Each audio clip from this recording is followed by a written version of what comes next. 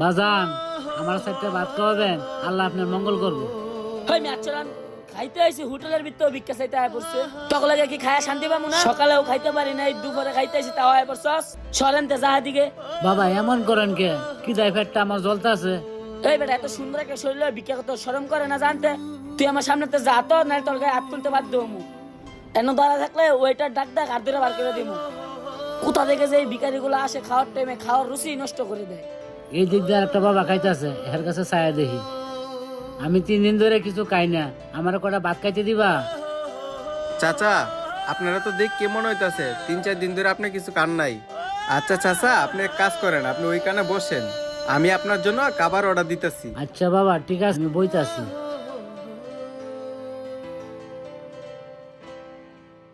আচ্ছা চাচা, আপনি বলেন আপনি কি দিয়ে খেতে চান?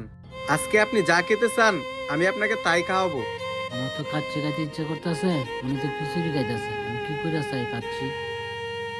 আহারে, আমার কাছে তো অল্প কয়টা টাকা আছে, আমার মেয়ের জন্য শীতের জামা নিবো ভাবছিলাম।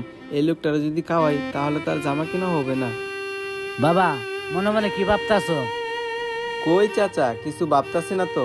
আচ্ছা চাচা, আপনি তো বলছেন না কি খাবেন, তাহলে আমি এক কাজ করি, আপনার জন্য কাচ্চি অর্ডার দেই।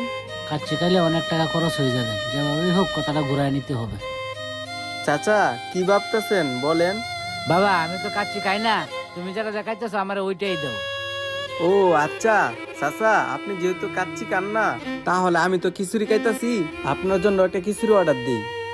এই অঙ্কন, চাচার একটা খিচুড়ি দে তো।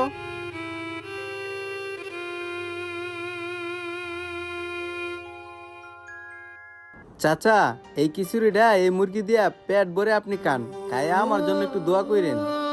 জি বাবা, আমি কে আল্লাহর কাছে অনেক দোয়া করবো, আল্লাহ যেন তোমার অনেকদিন বাঁচায় রাখে।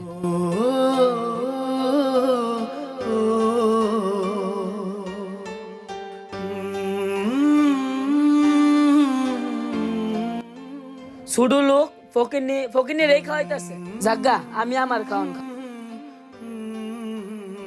চাচাটার মনে হয় অনেক ক্ষুধা লাগছিল, যাই হোক চাচাটারে খাওয়াতে পেরে আমার অনেক ভালো লাগতেছে। বাবা আমি আল্লাহর কাছে মন প্রাণ খুলে দোয়া করি, আল্লাহ তোমার যেন সুখে রাখে। আচ্ছা চাচা ঠিক আছে, আপনি এখন পেট ভরে খাবারটা খান। বাবা কিছু মনে না করলে তোমার একটা কথা জিজ্ঞেস করি? জি চাচা, কি বলবেন বলেন। বাবা তুমি কি কাজ করো, আর তোমার বাসাত কে কে আছে?